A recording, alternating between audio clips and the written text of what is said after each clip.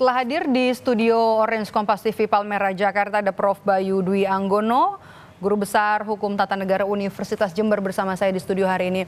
Prof. Bayu, halo, selamat sore. Selamat sore, Mbak Mega. Terima kasih sudah hadir di sini, Prof. Kalau kita lihat aksi besar-besaran, diawali kalau kita lihat dari hari Rabu kemarin sebenarnya ya, kawal revisi Undang-Undang Pilkada ini juga tagarnya sudah menjadi trending topik, kemudian juga di media sosial juga Garuda ini. Kalau kita lihat apa ya yang bisa Anda baca? Ini publik bukan hanya gelisah tapi marah begitu ya terhadap apa yang dilakukan oleh DPR, anggota parlemen kita setelah ada putusan MK, kemudian juga secara mendadak kemudian melakukan anulir terhadap putusan Mahkamah Konstitusi soal aturan pilkada ini. Ya, saya pikir ini rangkaian peristiwa puncak kemarahan publik ya terhadap wakil rakyat yang dalam menjalankan kinerja legislasinya itu ugal-ugalan begitu. Ini sudah menjelang akhir masa jabatan, justru tindakan legislasinya makin jauh dari keinginan publik, makin jauh dari rasionalitas publik, bahkan semakin jauh dari konstitusi dan hukum. Saya pikir ini adalah akumulasi dari beberapa waktu belakangan bagaimana DPR kita ya makin jauh dengan harapan publik akan lembaga perwakilan yang aspiratif, yang melibatkan partisipasi publik dan senantiasa berpegangan pada nilai hukum dan konstitusi. Ini adalah puncak dari saya pikir tadi kekecewaan publik, kemarahan publik atas wakil rakyat yang ternyata makin jauh dari harapan yang dibayangkan sebagaimana wakil rakyat yang aspiratif, Mbak Maido. Oke, hari ini kan juga memang sidang paripurna ini ditunda karena tidak quorum ya, artinya tidak memenuhi jumlah anggota.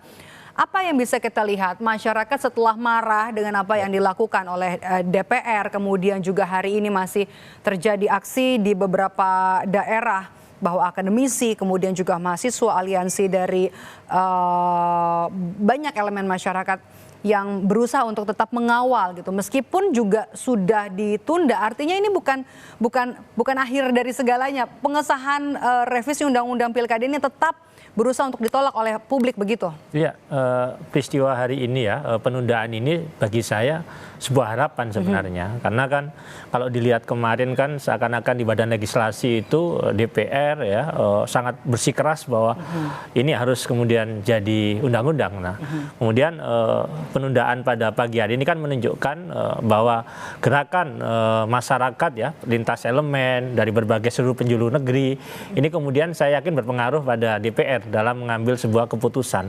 Harapan kita tentu penundaan ini ya nanti akhirnya adalah kemudian kesepakatan bahwa tidak perlu dilanjutkan pembahasan atau revisi undang-undang ini. Jadi tidak cukup hanya ditunda karena tidak quorum, tapi harusnya DPR menyatakan ya, karena kan pembicaraan tingkat 1 itu masih bisa kemudian dibatalkan oleh tingkat 2. Kan tingkat 1 itu baru kesepakatan di badan legislasi ya, perwakilan-perwakilan fraksi, tapi kalau tingkat 2 ini kan di paripurna. Saya pikir melalui kesempatan itu dengan melihat bagaimana respon publik yang sebagian besar ya, saya yakin menolak pengesahan ini, persetujuan ini, ya harusnya dipertimbangkan DPR. Satunya apa caranya? Ya pilihannya ada 3 menurut saya.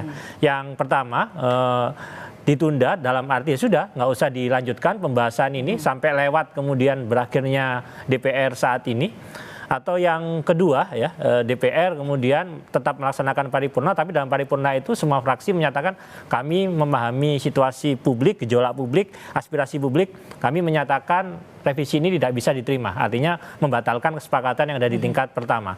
Atau yang ketiga kemudian revisi Undang-Undang Pilkada dilakukan tapi di periode berikutnya tanpa menyimpangi putusan MK. Kalau namanya revisi undang-undang diperlukan, tapi ya jangan juga menyimpangi putusan Mahkamah Konstitusi. Artinya kewenangan legislasinya harusnya dikembalikan pada bagaimana legislasi itu harusnya perubahan itu berdasarkan pada kebutuhan publik, bukan berdasarkan pada kebutuhan elit DPR. Nah, 3 opsi itu saya pikir yang bisa untuk dipilih. Ada 3 opsi meskipun juga kalau kita lihat rapat antara Balik DPR dan juga pemerintah kemarin juga cukup syarat konflik kepentingan dari fraksi yang ada di DPR. Kita akan kembali di Breaking News Kompas TV. Kami jeda sejenak, tetaplah bersama kami.